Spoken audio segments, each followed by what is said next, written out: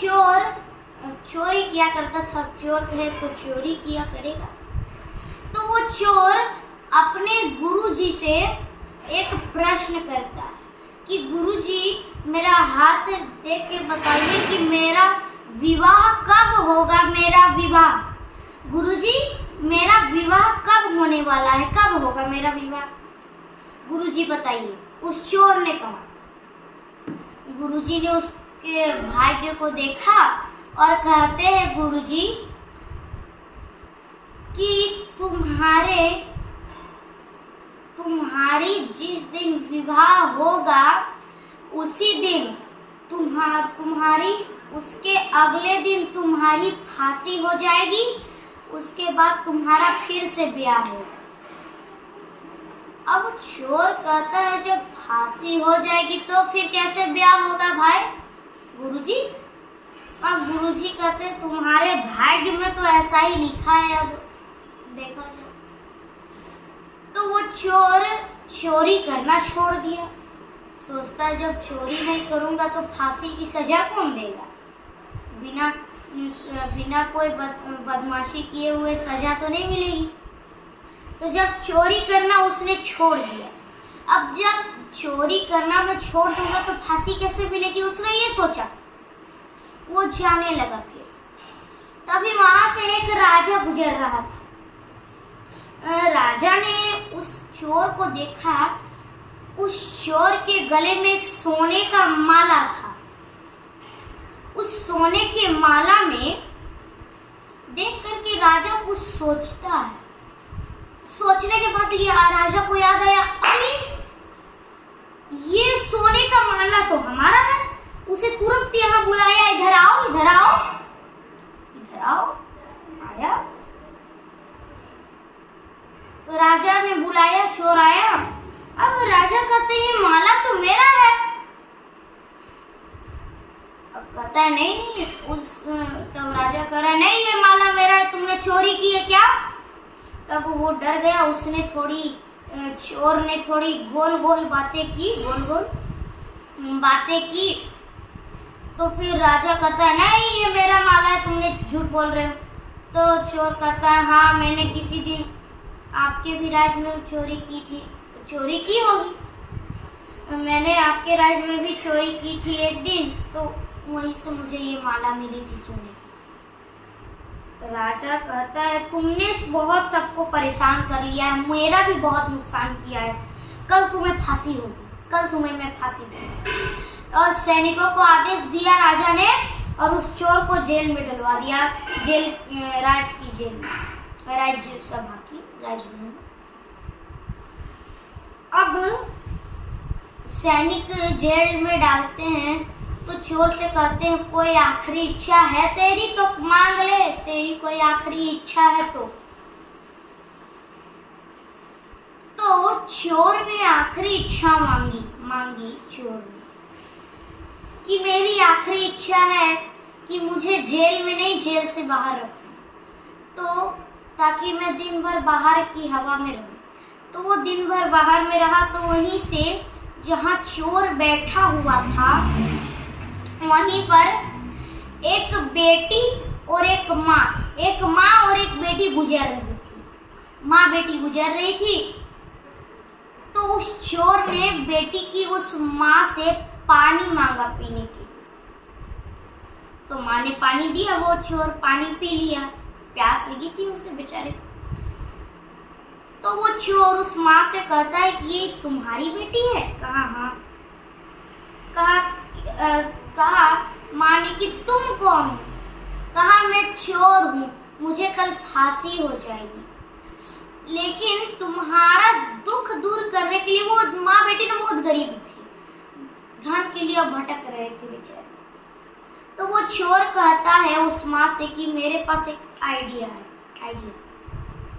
कि तुम अपनी बेटी का ब्याह मेरे साथ करा दो, तुम्हारी बेटी का विवाह मेरे साथ करा दो, क्योंकि मैं अपने घर में थोड़ा धन गड़ा करके रखा हूँ, मैं पता बता दूंगा, फिर जब मुझे फांसी होगी तो तुम वो धन ले लेना, फिर तुम धनवान हो जाओगे, टेंशन खत्म, फ्री।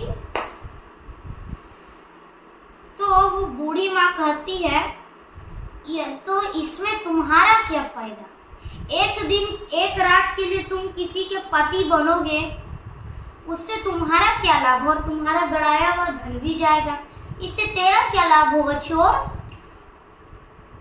तो वो चोर, सुनिए क्या बोलता है वो चोर रोते हुए कहता है कि मेरा एक ही लाभ होगा। कहा क्या? कि मेरा पत्नी होगी तो मेरा जो उससे बच्चा होगा वो बच्चा मेरा पिंडदान देगा।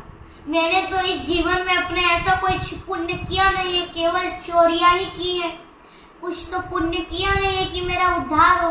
कम से कम मेरा जो बच्चा होगा वो मेरा पिंडदान तो करे, मेरा पिंडदान करेगा, वही मेरा लोभ है, वो उसी चीज का मेरा लोभ है, इसी से मेरा एक ही लाभ होगा, उससे जो मेरा बच्चा होगा वो मुझे पिंडदान देगा। वो उस चोर ने सोचा, उस चोर ने, है ना।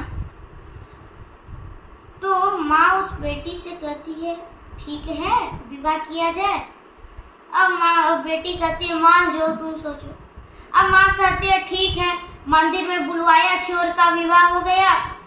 एक दिन के लिए पति वो चोर है अपनी पत्नी के साथ सोया, भगवत की कृपावश पत्नी उसी दिन गर्भवती हो गई। फिर अगली सुबह चोर को फांसी दे दी गई, चोर को फांसी में लटकाया गया, चोर तो मर गया।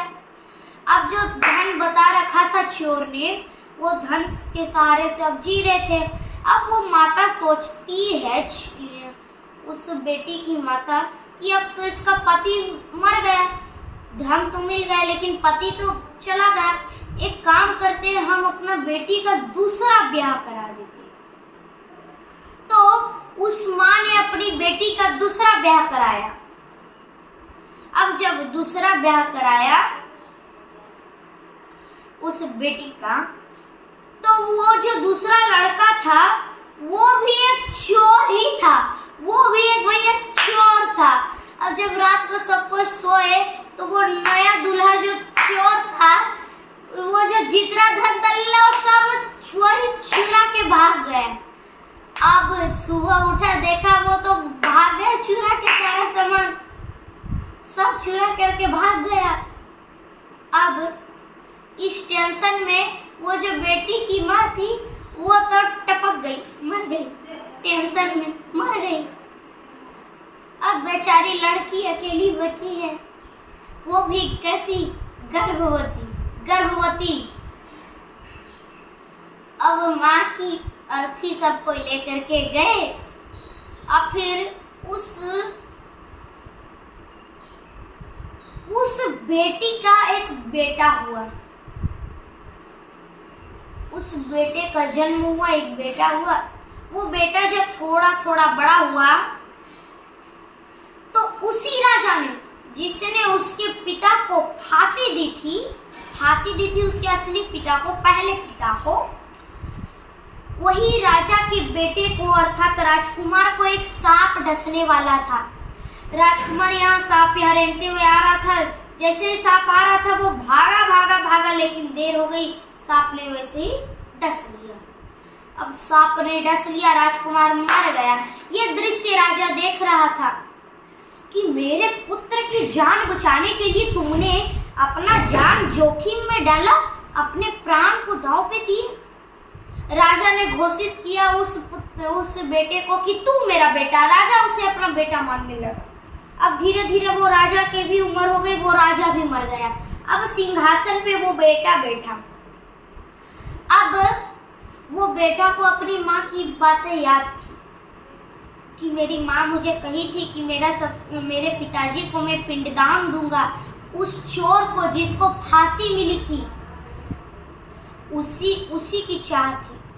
तो जैसे ही वो गया जी के नदी पर गया, वो बेटा, उस नदी से 3 हाथ निकले। कौन से 3 हाथ? पहला कौन सा हाथ निकला? पहला जो उसका असली पिता था, जो चाहता था कि मेरा बेटा होगा तो मुझे पिंडदान देगा, जिसे फांसी हुई थी, वो था पहला हाथ उस आदमी का। दूसरा वो चोर जिसने सारा सामान लूट करके भाग गया, उससे उस पत्नी की मां मर गई, वो दूसरा वो चोर। और तीसरा वो राजा जो अपना बेटा माना, वो तीसरा।